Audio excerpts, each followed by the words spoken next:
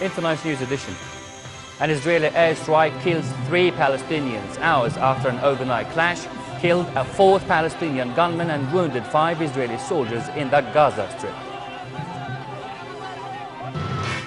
The special coordinator for the UN OPCW says the process of identifying and destroying Syrian chemical weapons is well underway and has met the November 1st deadline. And fresh protest in Egypt ahead of ousted President Mohamed Morsi's trial on Monday over the killing of a dozen people outside the presidential palace in December. Good evening and welcome to the news. His Majesty the King received a phone call from U.S. Secretary of State John Kerry, during which they discussed ongoing developments in the region. The telephone conversation between King Abdullah and Kerry reviewed U.S.-sponsored Palestinian-Israeli peace negotiations, as well as the situation in Syria. Over to the Gaza Strip, where an Israeli airstrike killed 3 fighters earlier today, hours after an overnight clash killed a 4th Palestinian gunman and wounded 5 Israeli soldiers. It was the worst violence between Israelis and Palestinians in the enclave since a ceasefire ended an 8-day conflagration in November last year. The Israeli military said its aircraft targeted a tunnel inside the southern Gaza Strip used by fighters and accused Hamas of breaching the terms of the ceasefire. A Hamas source said 3 of its men were in the tunnel at the time of the attack and were killed in the blast.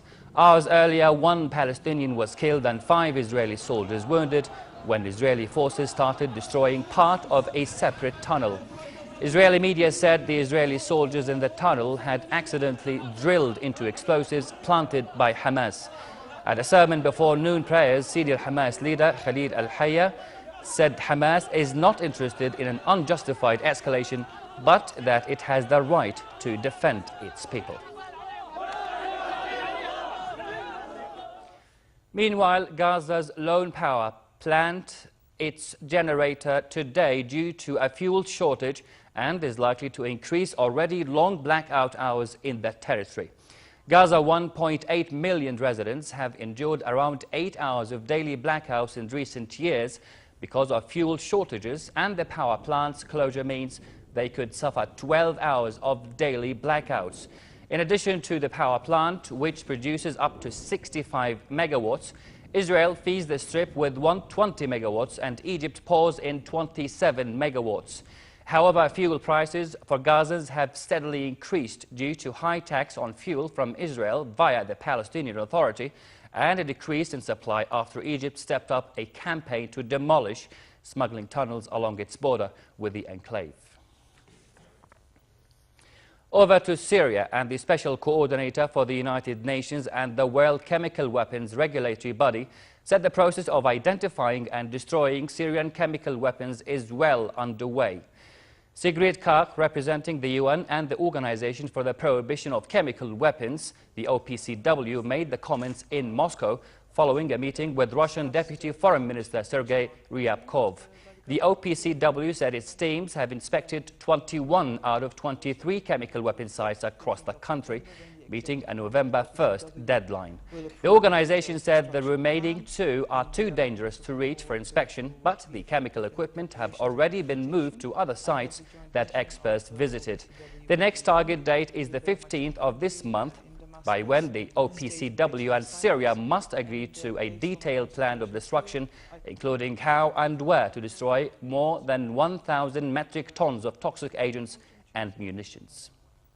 We discussed the initial benchmark achieved by the government of Syria under the convention, and we're looking very much, of course, also forward to the date of 15th of November when the Executive Council of OPCW will approve a detailed destruction plan, and we are very much looking forward to be effective in the preparations and implementation. We stay with the Syria crisis, and Russian officials are hoping an international peace conference on Syria will be held before the end of this year. In an interview with Reuters, Russian Prime Minister Dmitry Medvedev said the departure of Syrian President Bashar al-Assad cannot be used as a precondition for talks. Medvedev appealed to both sides in Syria's civil war to compromise and said he hopes that an international peace conference on Syria will be held before the end of this year. I think that the ideas that are sometimes put forward, let's exclude President Assad and then agree on everything, are unrealistic as long as Assad is in power. I think the most important thing is not to put the situation off balance now.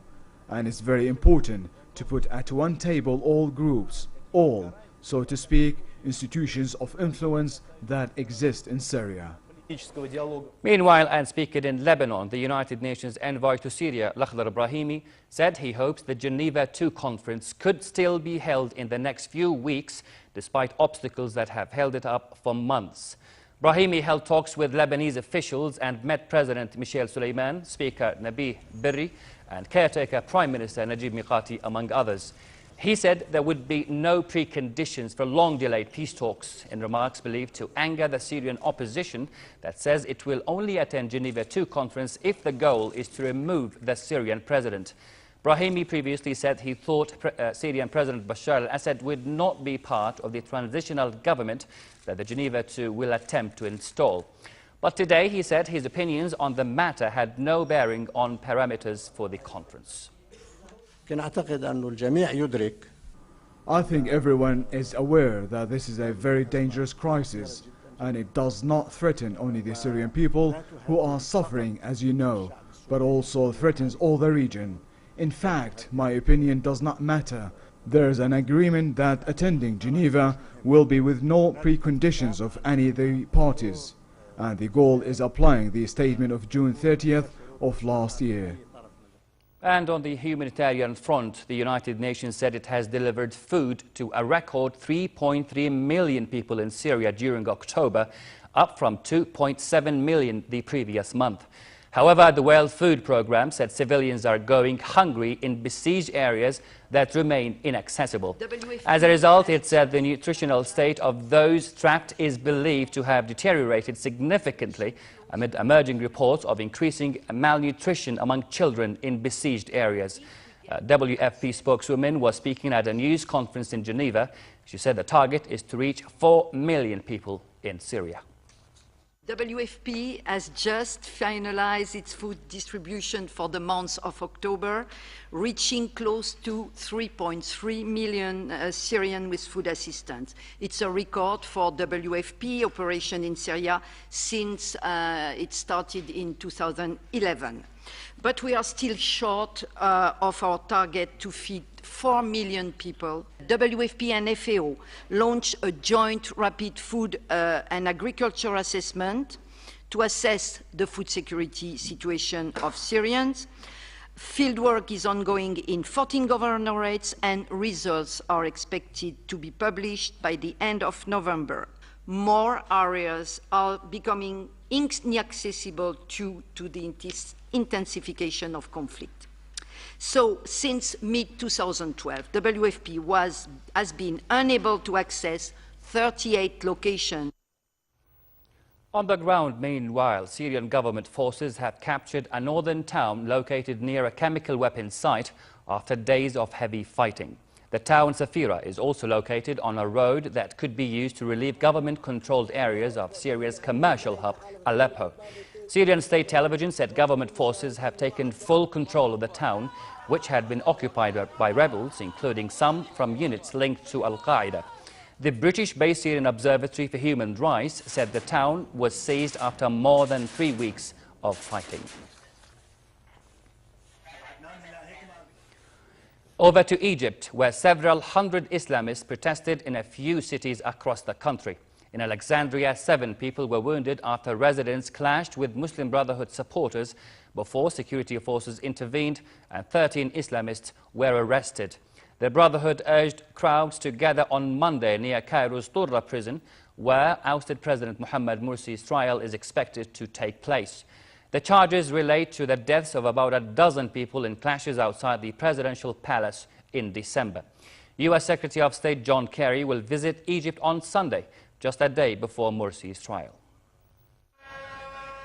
Muslim Brotherhood supporters staged protests around Egypt in support of overthrown President Mohamed Morsi ahead of his trial on Monday. The charges against Morsi relate to the deaths of about a dozen people last December, when clashes erupted outside the presidential palace. While protesting in Cairo, this Mercy supporter says the trial is illegitimate. This trial is void because the military coup is void and has no legitimacy. This should never ever happen, not even over our dead bodies. We will never accept a traitor and his accomplices to rule Egypt. Another Mercy supporter says General Abdel Fattah al-Sisi, the army chief who removed Mercy from power, should be the one standing trial. The president's trial is a fake trial. He's the one that's supposed to take Sisi to trial. He should try him for the massacre in Rabah, the massacre in Nada, and the Republican Guard massacre. Sisi is a liar and a traitor. A security official says 7 people were wounded in Alexandria after protests escalated.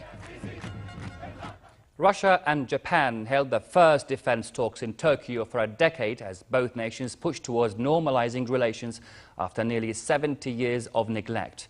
An agreement between foreign ministers pledged to push for greater trade links and an eventual peace treaty. While the leaders of both nations have agreed to revive talks on the islands, defense discussions kicked off on less controversial ground. Japan and Russia will sit down at the negotiating table tomorrow for the first time, for a first joint meeting of foreign and defense ministers. A spat over a group of islands known as the Southern Kurils in Russia and as the Northern Territories in Japan has prevented Moscow and Tokyo signing a treaty formally ending hostilities and still hinders efforts to improve relations. And fugitive U.S. intelligence contractor Edward Snowden tells German government he counts on international support to stop Washington from victimizing him for revealing the scale of the worldwide phone and internet surveillance. This report has more. German lawmaker Hans-Christian Strobel met with Edward Snowden in Moscow. Now the Green Party politician is back home with a message from the fugitive intelligence contractor. In an open letter to a country at the center of the controversy over U.S. spying on allies, Snowden said his revelations had helped to, quote, address formally concealed abuses of the public trust. He told the German lawmaker he was no traitor.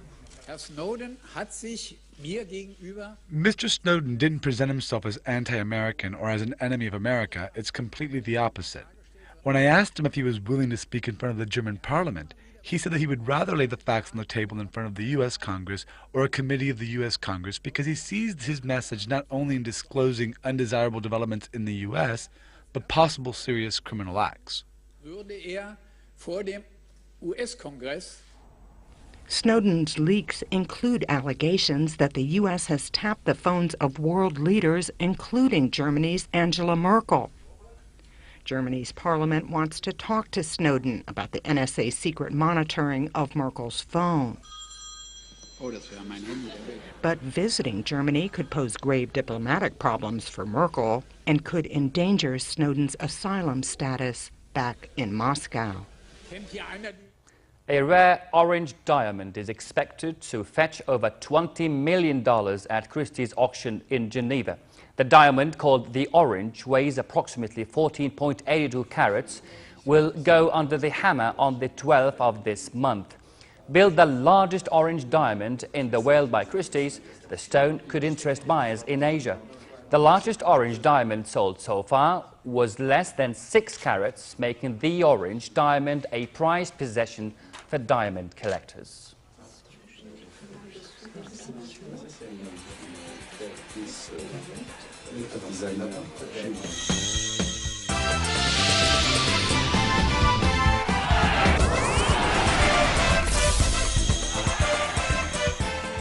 From a sticky start after his return to Chelsea, life suddenly looks pretty good for manager Jose Mourinho, with his side breathing down the necks of Premier League leaders Arsenal, helped by what he called the Blues' collective soul.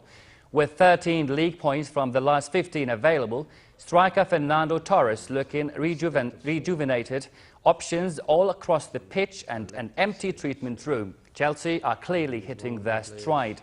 Chelsea on Thursday announced they have agreed to sign 18-year-old Burkina Faso midfielder Bertrand Traoré on a 4.5-year contract. Mourinho told the news conference at Chelsea's training ground the Blues were heading in the right direction and improving, but the Premier League race is too early to decide. Important to go in the right direction. Go in the right direction is to play the way we are playing. We are improving. We feel that we are improving. The quality of our game is good. The results in this moment, in the last months, they were fantastic because we won every match in every competition in October, and we had to play Schalke away, we had to play Arsenal away, we had to play Man City at home. We had very difficult matches. We won every match in October, so October was magnificent for us. As the title race progresses, how important do you think it will be? Real Madrid coach Carlo Ancelotti told reporters the Royal squad must tighten up at the back after their midweek 10-goal thriller against Sevilla. Wednesday's 7-3 romp at the Bernabeu showcased Real's attacking talents and also their defensive naivety.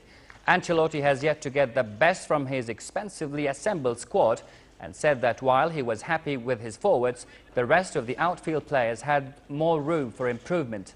One player who can help Real exert more control is experienced Spain midfielder Xabi Alonso, who came on a second-half substitute against Sevilla after 5 months out injured.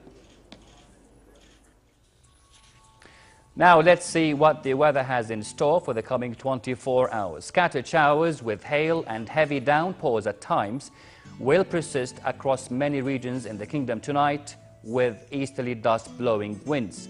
Tomorrow, unstable conditions will continue to affect the country, with local thundery showers in the forecast in the country's north and east. Winds will be northeasterly brisk, stirring dust in the desert region. The port city of Aqaba should expect fair weather tonight and moderate tomorrow, with northerly brisk winds and slightly choppy seas.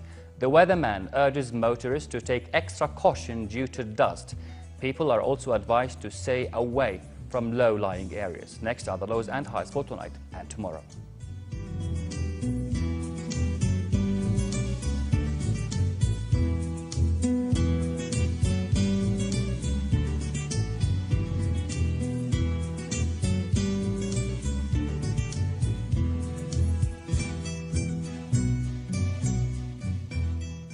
To end the news, here is a reminder of the day's top stories.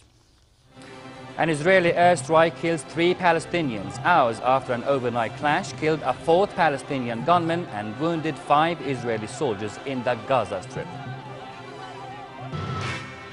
The special coordinator for the UN and the OPCW says the process of identifying and destroying Syrian chemical weapons is well underway and has met the November 1st deadline.